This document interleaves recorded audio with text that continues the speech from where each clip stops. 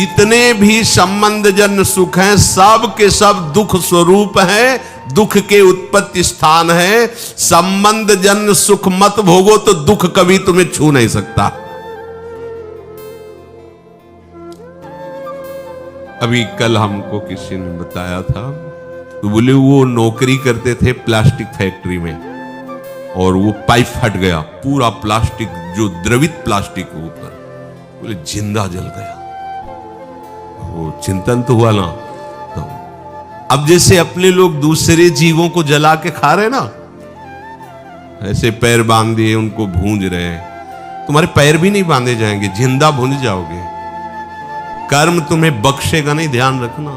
दुख यो नया, रसेंद्री के स्वाद के लिए तुमने उन असमर्थ पशुओं को, पक्षियों को अपने स्वाद का कारण मान रहे हो, उनके मांस को। ठीक है, ले लो, मान लो इस जन्म में तो तुम ऐसे हो, लेकिन पीछे जन्म में तुमने किया ना, तो क्या परिणाम आया?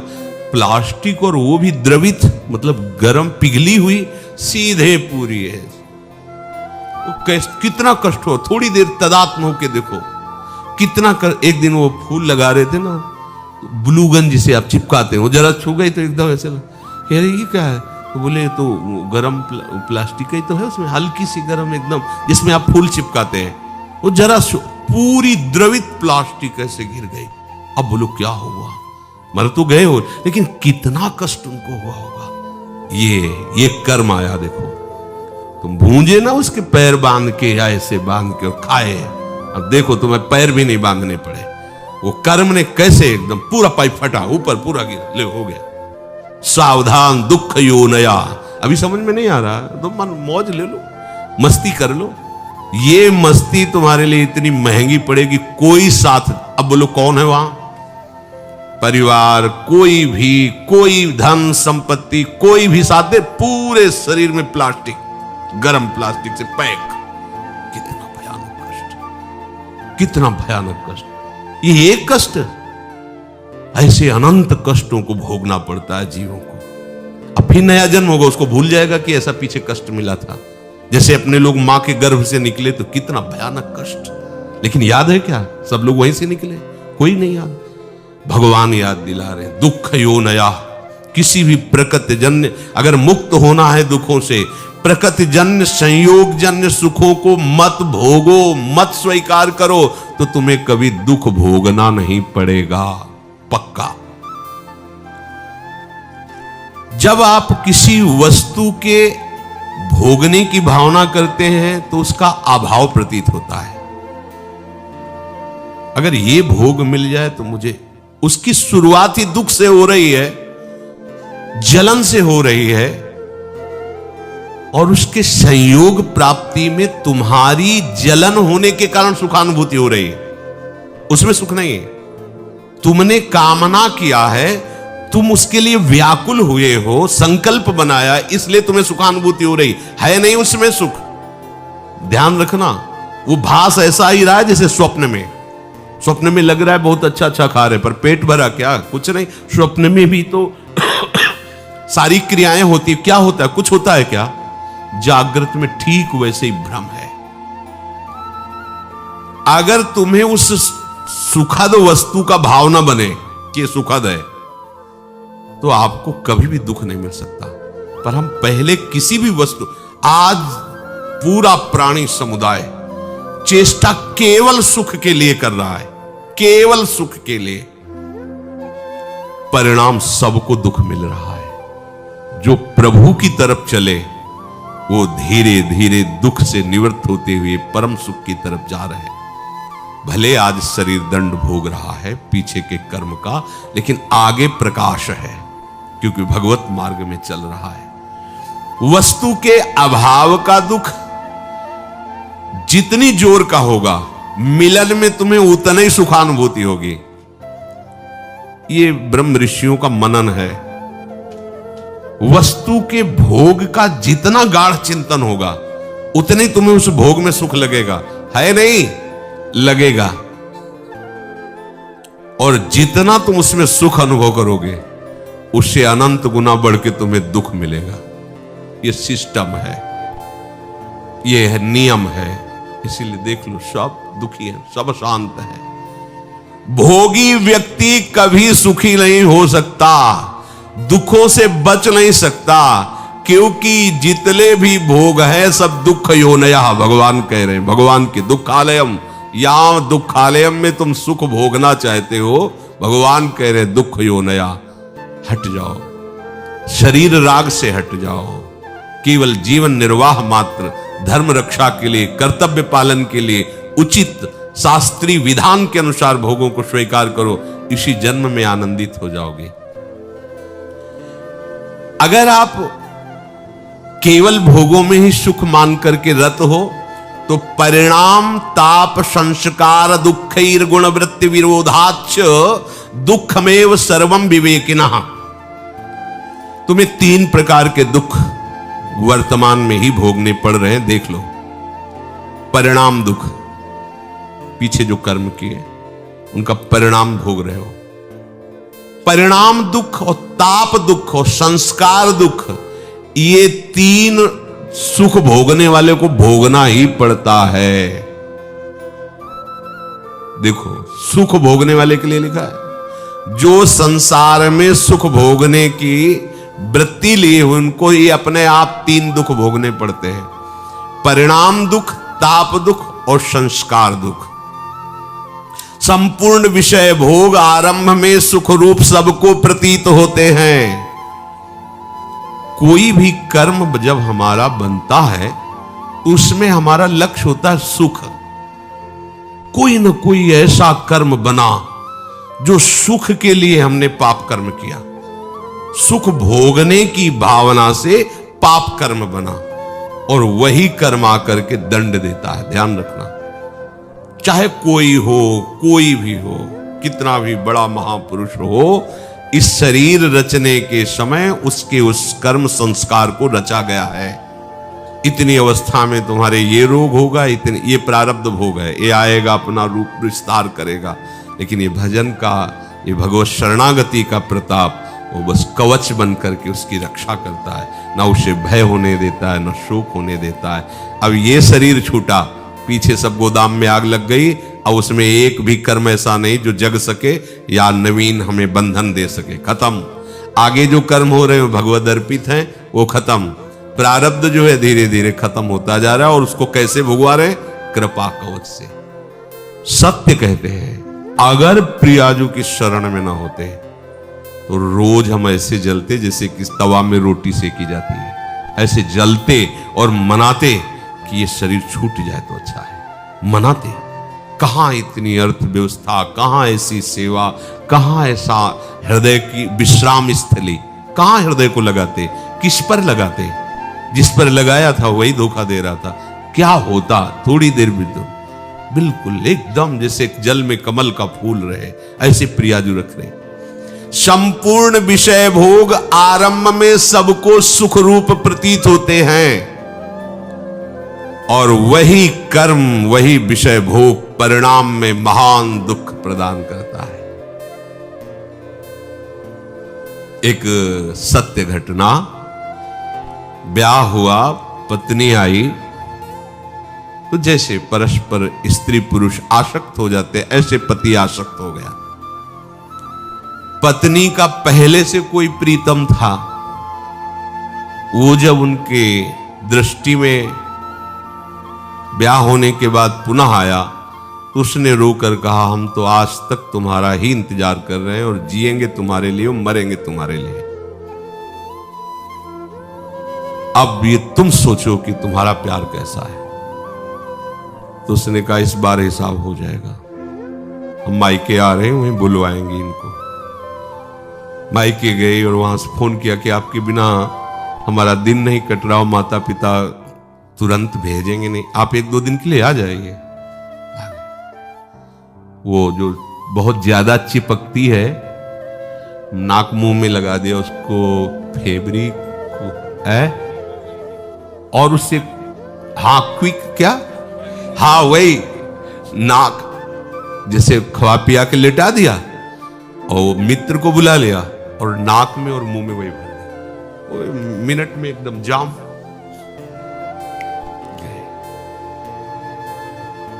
ये सत्य घटना। क्या हुआ, कहां सुख है, किसमें सुख है? अब वो एक अलग जेल में, एक अलग, एक मरा और दोनों अलग अलग जेल में, तीनों का जीवन नष्ट हो गया। क्या हुआ? सुख भोग की लालसा। देखा, अब अगर हम ऐसे ना समझाए तो लगेगा भगवान कह रहे दुख होने आए, ऐसे दुख होने आए। धर्म से चलोगे, भगवत भजन करोगे, धर्म के निर्वाह के लिए विषय स्वीकार करोगे तो आप सदैव सुखी रहोगे, इस लोक में भी और परलोक में। धर्म विरुद्ध आचरण करोगे, सुख भोग के लिए भगवान की आज्ञा का उल्लंघन करोगे तो न यहां सुख पाओगे न वहां सुख पाओगे। लिख लो ये बात, आज भले मुस्कुरा लो, कल मुस्कुराहट में जहर होगा। मान लो बात, ये भगवान की बात है। दुख यो नया, जगह जगह ये सुख की लालसा ऐसा नष्ट कर देती है। मेजर पदवी पर आर्मी में थे, भ्रमण करने से सब, बहुत सुंदर उनका बंगला था, बहुत सुंदर व्यवस्था उनकी थी कानपुर में। सामने मिठाई की दुकान थी, पंजाबी शरीर था उसका, सामने मिठाई की दुकान। अब वो आर्मी के तो 4-4, 5-5 महीने बॉर्डर में ही लगे हुए हैं, तो उसका उससे मित्रता हो गई मिठाई वाले की दुकान से। गेटमैन रहता उसके यहां, पर जब मालकिन का आदेश है तो गेटमैन क्या रुकेगा। अच्छा, वो जब आते थे तो सूचना दे के आते थे कि 1 महीने की छुट्टी या 2 महीने की छुट्टी, तो सावधानी हो जाती थी। उन्होंने सूचना दी नहीं, अचानक आ गए, उधर से निकलना हुआ होगा, सोचा होगा आज रात यहां रुक जाते हैं फिर चले जाते। तो गेटमैन ने कहा साहब अंदर नहीं जा सकते। दिमाग खराब, मेरा घर मेरा परिवार, तू कह रहा। बोले मालकिन का आदेश, एक थप्पड़ जवाब, मालकिन का आदेश। अब गेटमैन की कितनी ताकत, जैसा सिखाया गया था वैसा, और उसको तो पता नहीं था। वो अंदर जाके तो उसने कहा ऐसा तो हम सोच भी नहीं सकते थे कि आप दोनों थे, दोनों ने मिलकर उसका वो ही मार दिया, आर्मी के मेजर को, और गाड़ दिया वही बड़ा ऐसा मकान। वैसे वो पहुंचा नहीं, वहां सरकारी जांच हुई, कहां से कैसे क्या पता चला। 1 दिन के लिए घर गया था, वहां से फोर्स आया, गेटमैन से पूछा, उनकी पिटाई एक अलग कोटि की होती है। वो 1 मिनट में बता, हाँ साहब आए थे, अंदर जाते देखा, बाहर निकलते नहीं देखा। अंदर से जब पिटाई शुरू हुई अंदर वालों की, उन्होंने बता दिया तुम्हें मेजर साहब गड़े हुए हैं। क्या हुआ? भयंकर, तीनों को कष्ट। एक को पत्नी के राग में मृत्यु दंड मिला, मार दिया ना दोनों ने मिलकर, और दोनों को ऐसे सरकारी आदमी के मारने के लिए उनको दोनों को सजा मिली। क्या सुख, दुख ही होना यहां। और ये कार्य कैसे हुआ था? सुख भोगने के लिए। जितना भी आप धर्म रहित आचरण करेंगे कहीं भी त्रिकाल में, ये तो ब्याज हुआ उस कर्म का। परिणाम जो आएगा वो तो आगे मिलेगा। बड़ी जेल है नरक, ये छोटी जेल है यहाँ की। यहाँ जो डंडा चलते हैं, फांसी मिलती या और जो भी कष्ट, ये ऐसा मान लो कि ब्याज मिलता है, और मूल हिसाब तो आपको बड़ी नरक में मिलेगा, जो यमराज के दरबार की, यहाँ के जेलर यमराज हैं, वहां जो मिलता है। वहां ऐसा नहीं होता कि 10-5 कोड़े मार दो या 10-5 साल की जेल दे दो। एक एक कष्ट को कल्प कल्प तक भोगने के लिए दंड दे दिया जाता है। अब जीव है, वहां मरना तो है नहीं, यातना देह में पड़ा भोगता रहता है। दुख यो नया भगवान के वचन है, इसलिए ये परिणाम दुख है। धर्म विरुद्ध आचरण, भागवती आदेश के विरुद्ध आचरण करोगे, कभी भी कहीं भी सुखी नहीं हो सकते, चाहे जितना दान पुण्य कर लो। दान पुण्य एक अलग कर्म हो गया और वो पाप कर्म एक अलग कर। अगर कट सकता है तो एक ही काट सकते हैं, वो केवल भगवान है। मामेवि प्रपद्यन्ते मायामेताम। अनेक जन्मों के संचित पाप कोई इसी जन्म के केवल नहीं है, वो केवल मंडराते रहते हैं आकाश में दंड देने के लिए, समय इंतजार करते हैं। जैसे नरक में पड़े हुए जीव तुम देख रहे हो, घोर पाप का फल भोग रहे, केवल दिखाया गया था नरक। जानते हो किस बात से? कल याद होगा, सुमति जी ने पानी पीने जाने वाली गौओं को वैश्य कुल में 7वें जन्म में जन्मे जब थे, तो उन्होंने उनको नहीं पीने दिया। इसके अपराध से उनको नरक दिखाया गया था। तो वो यमदूतों से प्रश्न करते जाते हैं और उनका उत्तर यमदूत देते जाते हैं। ये जो तुम देख रहे हो तड़पते हुए जीवों को नरक में, महापापी लोग हैं, अपने पाप का फल भोग रहे हैं। जब कोई पुण्यात्मा होता है तो स्वर्गलोक में जाता है, देवताओं के साथ रहता है, गंधर्व उसका गुणगान करते हैं, अप्सराओं का नाना प्रकार से सुख उठाते हैं। और जब पुण्य भोग क्षीण हो जाता है तो फिर यहां आकर के मनुष्य लोक में अपने कर्मानुसार जन्म लेते हैं। राजन, ये जो तुमने पूछा कि किस किस पाप से पापियों को कौन कौन सा नरक में दंड मिलता है, वो मैं बतला रहा हूं। जो नीच मनुष्य कामना और लोभ के वशीभूत होकर दूषित दृष्टि से हर स्त्री को भोग भाव से देखता है, जिसको देखता है बस काम भाव से देखता है। बोले जो दुष्ट दूषित भाव से माताओं बहनों को भोग दृष्टि से देखता है, तो यहां बड़ी बड़ी चोंच वाले वज्र के समान जिनकी चोंच ऐसे गिद्ध बार बार हजारों वर्ष उनकी आंखों को नोचते और खाते रहते हैं। वो आंखें बार बार होती रहती हैं, बार बार निकालते, यही वहां है कि मरना नहीं है। उनकी दोनों आंखों को वज्र तुल्य नरक के पंछी बार बार निकालते हैं और खाते हैं, और उनके पुनः नए नए नेत्र उत्पन्न हो जाते हैं। इस पापी को पलक झपकने तक के लिए विश्राम नहीं मिलता, निमिष तक के लिए कि थोड़ा चैन मिल जाए, महान दुख होता रहता है। हजारों वर्ष तक उसको इस नेत्र दर्द पीड़ा भोगनी पड़ती है। और फिर जब मृत्यु लोक में जन्मता है तो नेत्र रोगी पैदा होता है। वो यहां पैदा होगा नेत्र रोगी, या नेत्र ही नहीं है या नेत्रों में दिखाई नहीं दे रहा, कई तरह के व्यवधान, जिन्होंने नेत्रों का दुरुपयोग किया। अब जिन लोगों ने, जिनको तुम देख रहे हो इनकी जबान काटी जाती है, बार बार जबान नोची जाती है, ये वही लोग हैं जो शास्त्र का गलत उपदेश किए हैं, गलत अर्थ किए हैं, अपनी वासना की पूर्ति के लिए शास्त्र का गलत प्रयोग किए हैं, जो किसी को गलत सलाह दी है तो इनकी जबान बार बार छोटे छोटे हिस्से में तलवार से काटी जाती है। शास्त्र का उल्टा अर्थ बताया, उसकी जबान को वहां हजारों वर्ष काटा जाता है। खिलवाड़ नहीं, प्रश्न उत्तर कर देना। अगर आपका उत्तर गलत है तो आप नरक जाएंगे। प्रश्नकर्ता तो आप पर श्रद्धा करके पूछ रहा है और आपने मनमानी उत्तर दे दिया और वैसा आचरण कर दिया तो उसको पाप नहीं लगेगा, पाप आपको लगेगा क्योंकि आपने आदेश किया है और आपकी दुर्गति हो जाएगी। इसीलिए अनाधिकारी को जब जनक जी महाराज विदेह राज ने पूछा, निमि जी ने नवयोगेश्वरों से कि मैंने यही प्रश्न कर्म के विषय में सनकादि से पूछा था, वो मौन थे, कोई उत्तर नहीं दिया, क्यों? तो बोले उस समय आपका ज्ञान जागृत नहीं हुआ था, आप उस समय अनाधिकारी थे, कर्म का बड़ा सूक्ष्म विषय होता है, इसीलिए मौन थे।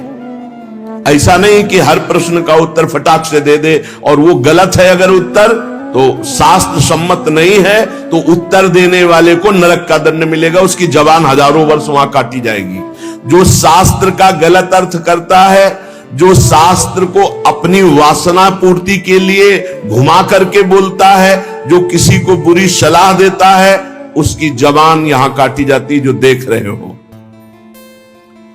और हे सुमति जी, जो वेद की निंदा करते हैं, देवताओं की निंदा करते हैं, संतों की निंदा करते हैं, वैष्णव की निंदा करते हैं, गुरु की निंदा करते हैं, गुरु पर दोष दृष्टि करते हैं, गुरु को वक्र दृष्टि से देखते हैं, क्रोध दृष्टि से, उन सब को यहां भयंकर वज्र तुल्य वाले जिनकी चोंच है, ऐसे पक्षी गिरा गिरा करके उनके अंगों को नोचते हैं, जबान, आंख और उनके शरीर के अंगों को।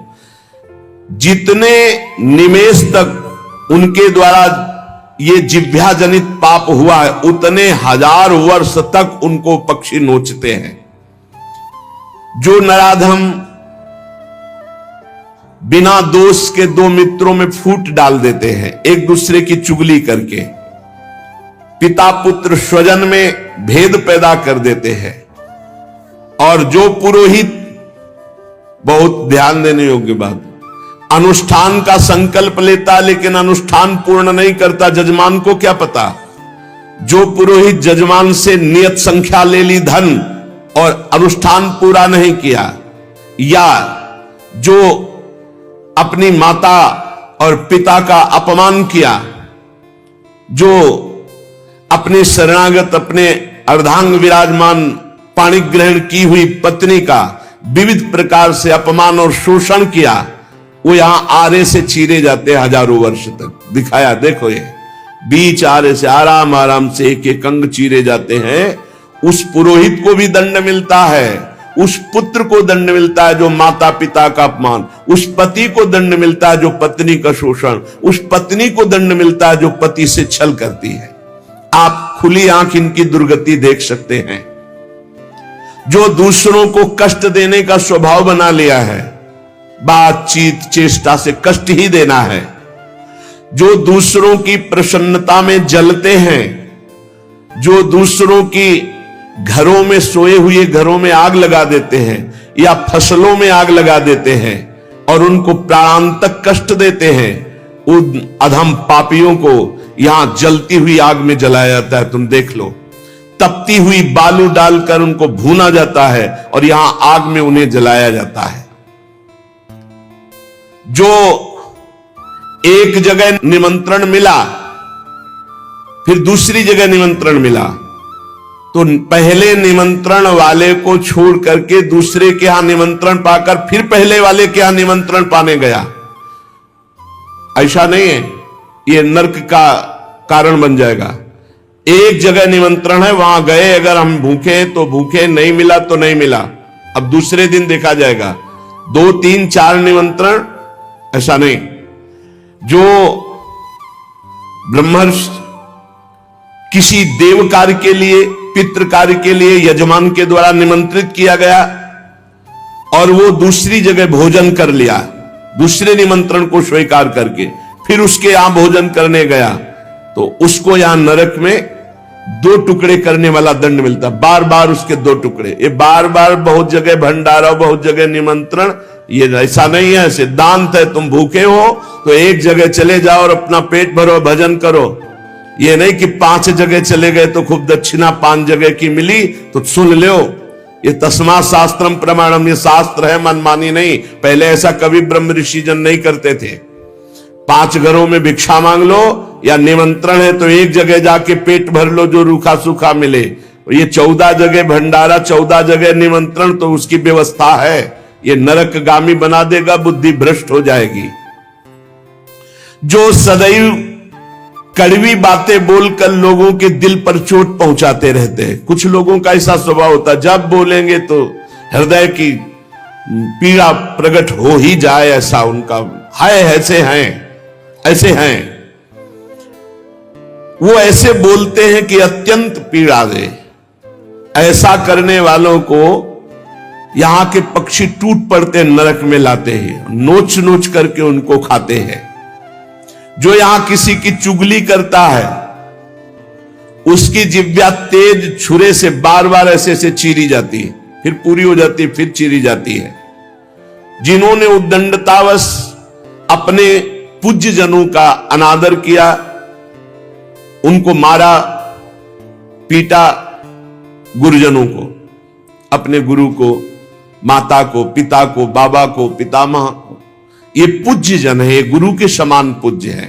जो अपने गुरुजनों को, पूज्य जनों को अनादर करता है, दंड देता है, मारता है, पीटता है, वो देखो ये कुंड बने हैं विष्ठा के, पीब के और मूत्र के। मूत्र का कुंड, विष्ठा का और पीब का। नीचे करके मुख उन्हीं कुंडों में डाल दिया जाता, ऊपर से पैक कर दिया जाता है। हजारों वर्ष वही खाओ वही सड़ो, कितना भयानक कष्ट है। नीचे के मुख करके उसमें डाल दिया जाता है। जो लोग भोजन बनाने, बहुत ध्यान से सुनो, भोजन बनाना उद्देश्य रखो, यज्ञ है, यज्ञ के लिए भोजन बना रहे हैं। सबके हृदयों में भगवान है। पहले भोग लगाओ श्री भगवान का, फिर दरवाजे पर निकलो, आसपास झांक के देखो, कोई पशु पक्षी, कोई मनुष्य, कोई संत महात्मा, कोई भूखा तो नहीं दिखाई दे रहा। अगर एक गाय है, कुत्ता भी है, तो घर से जाओ, रोटी लाओ, पहले उसे डालो, भगवत स्वरूप मान करके पहले। फिर अपने घर में जो बड़े बूढ़े हैं सबसे पहले उनको पवाओ, बच्चे जो हैं उनको पवाओ। अच्छी अच्छी चीज तुम पालो, बड़े बूढ़े नहीं, अभी आगे आएगा, उनको भी दंड मिलता है। तो जो रसोई बनाए तो उसे भाग लगाना चाहिए, देवता का भाग, अतिथि का भाग, कौवे का भाग, गाय का भाग, और अपने जो पूर्व के बुजुर्ग जन हैं पहले उनकी सेवा। अच्छा, जो भी रसोई बने, भगवान का भोग लगाया, दरवाजे तक गए, अतिथि को देखा, एक गौ के लिए ग्रास निकाला, एक कौवा पक्षी आदि के, जरूर जरूर ये नहीं निकालोगे तो पाप है। गीता जी में कहा जो अपने लिए पका के पाता है वो पाप पाता है। तो जो अभ्यागत अपने बुजुर्ग और अतिथि, अब कोई साधु महात्मा आया, माना कोई भी हो, वो दरवाजे में पुकारा, राधे श्याम, आप छुप नहीं सकते, आपको निकलना पड़ेगा। हाँ, राधे राधे, क्या चाहिए, क्या सेवा करूं आपकी? आप जल पिएंगे, आप भोजन पाएंगे? नहीं, मुझे पैसा चाहिए। वो नहीं दे सकता, खत्म खेल, आपका आदर हो गया। आप मृदु वचन में इतना तो बोल सकते हैं, राधे श्याम, आप इतना बोल सकते हैं, आप जल पिएंगे, आप रोटी पाएंगे, भोजन प्रसाद पाएंगे। नहीं, मुझे रुपया चाहिए। नहीं, मेरी श्रद्धा नहीं, मैं नहीं दे सकता, सामर्थ्य नहीं है, श्रद्धा नहीं है, कुछ भी आप कह दो उस पर चलेगा, पर आपको निकलना चाहिए। यदि आप छुपे रहे हो, आपके कान में आवाज आई, आपके दरवाजे से भिक्षुक वापस जा रहा, तो आपके सुकृत नष्ट हो जाएंगे और आपको पाप लगेगा। ये धर्म है, अतिथि देवो भव। देना ना देना वो आपके ऊपर की बात है, लेकिन मृदुवचन, जल और भोजन, ये तीन तो प्राय सब नहीं, कुछ है एक फल दे दे। अगर वो कहता है मुझे भूख लगी है, तो आप वहीं गेट के बाहर बैठिए, परिचय नहीं है इसलिए, घर में जो सदस्य पुरुष वर्ग का, उससे 2 रोटी भेज दीजिए। जो दुष्ट आए हुए अतिथि का अपमान कर देता है, अतिथि देवो भव, बड़ी महिमा है गृहस्थ धर्म में अतिथि सेवा, साधु सेवा की, उसे यहां पीब चाट चाट के पवाई जाती है नरक में, उनका बुरा हाल होता है। बहुत सावधान है, इसीलिए धर्मात्मा पुरुष एक एक कार्य को बहुत धर्मपूर्वक, जो यहां दूसरे के भाग का अपहरण कर लेते हैं, पंगत में एक ही भोजन चलना चाहिए, ऐसा नहीं छुपा होना चाहिए कि 10 लोगों को और 10 लोगों को और। घर में ऐसा छुपाव नहीं होना चाहिए कि बूढ़ा बुढ़िया के लिए सूखी रोटी दाल और आप गर्मा गर्म हलवा और अच्छे अच्छे पदार्थ पा रहे हो। जो ऐसा भेद करके भोजन करता है, मुखिया मुख सो चाहिए, खान पान सो एक। जिसके घर में समर्पित नौकर हैं उनको भी वही भोजन पवाओ जो तुम पाते हो। ऐसा नहीं हो सकता कि तुम बढ़िया बढ़िया और फिर निकृष्ट भोजन उसको, ये तुम्हारा पाप बन रहा है। सबके हृदय में भगवान है, भोजन वही, तुम भले बचा खुचा पालो, घर के मालिक हो, लेकिन सेवकों को, बालकों को, वृद्धजनों को, अतिथि जनों को भरपूर। ये धर्म का ज्ञान अगर नहीं है तो फिर कह रहे कि शरीर बड़ा भयानक मिलता है और मुंह सुई की नोक के बराबर होता है। अब वो इतना भूख से व्याकुल होता है, पर उसको खाने को क्या मिलेगा? वही गंदी चीज और सुई की नोक के, और हाथी जैसा शरीर, और भूख से वो तड़पता रहता है। ऐसा हजारों वर्ष नरक में मिलता है। किसानी के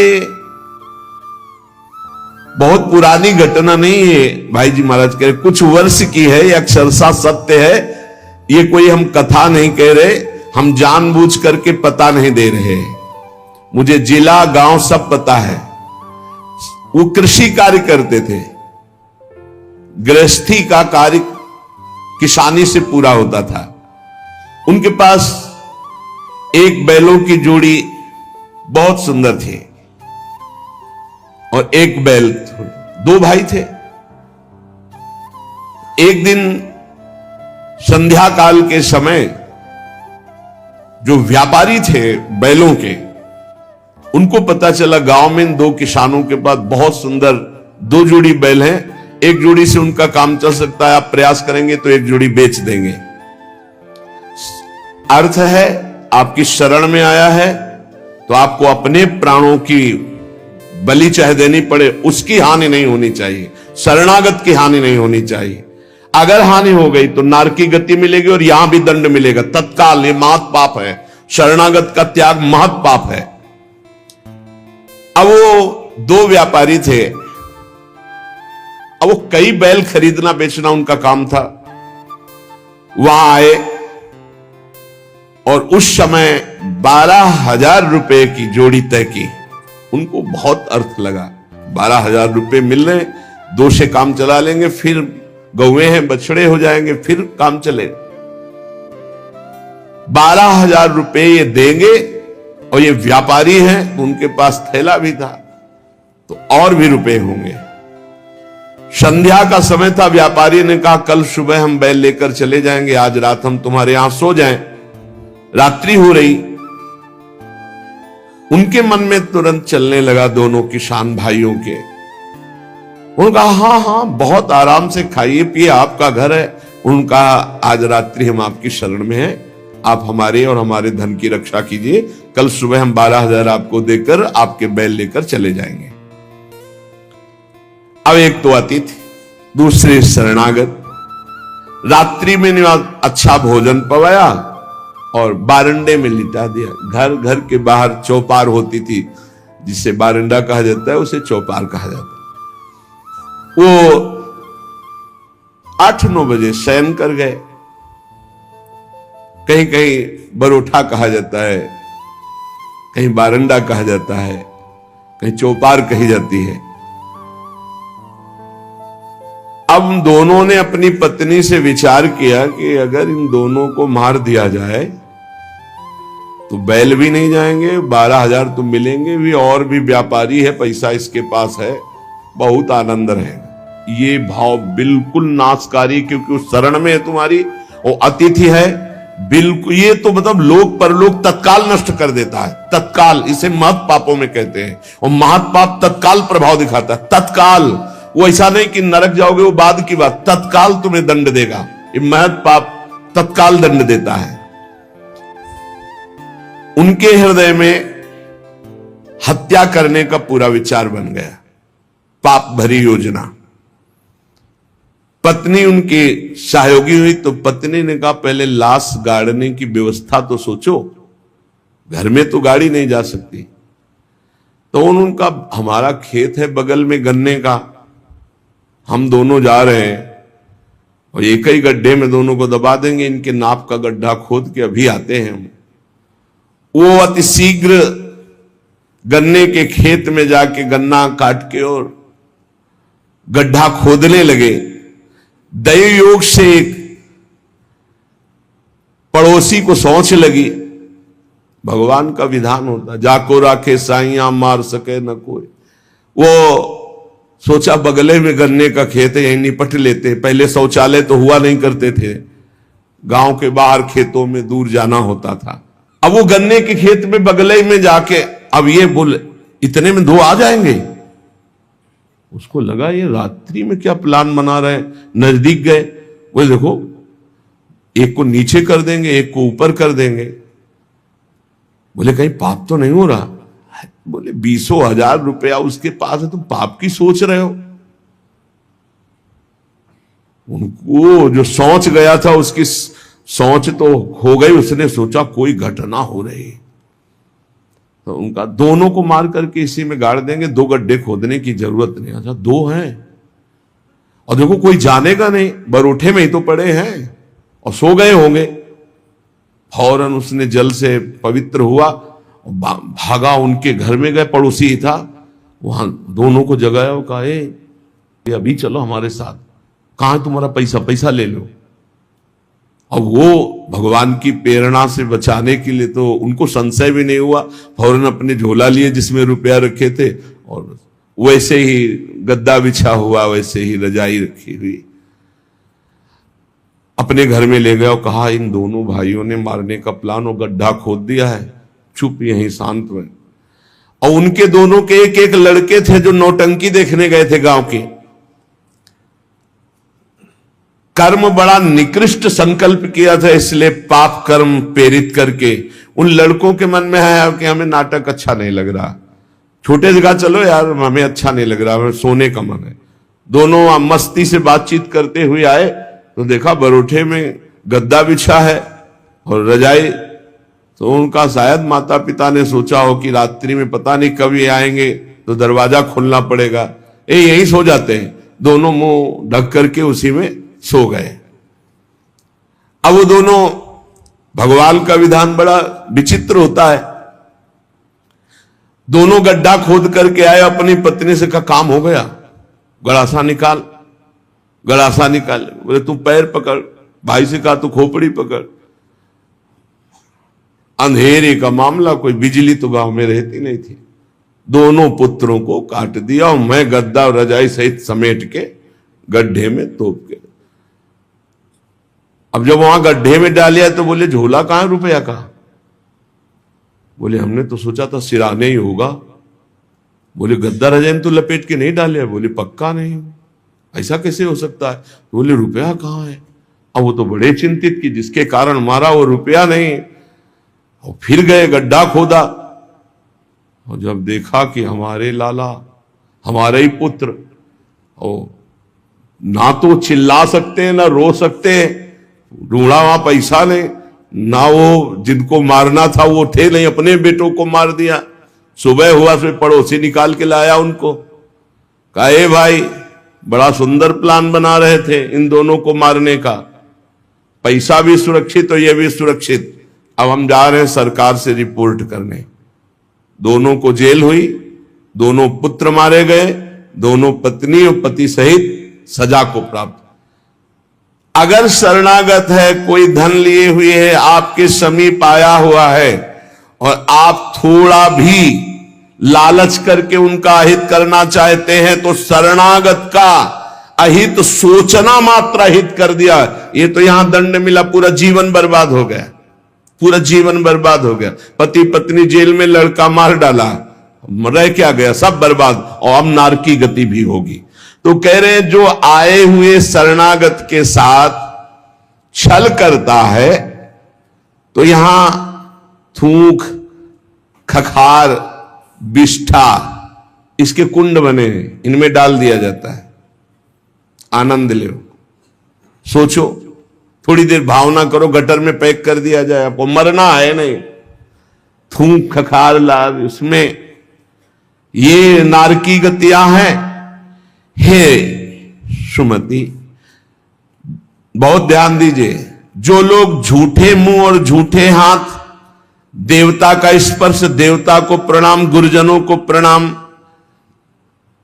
जो लोग ऐसा अपवित्र कार्य करते हैं उनके हाथों को यहां यमराज तिल तिल भर करके काटते हैं, कानों में डाला जाता है बार बार, तपाया हुआ लोहा, बार बार।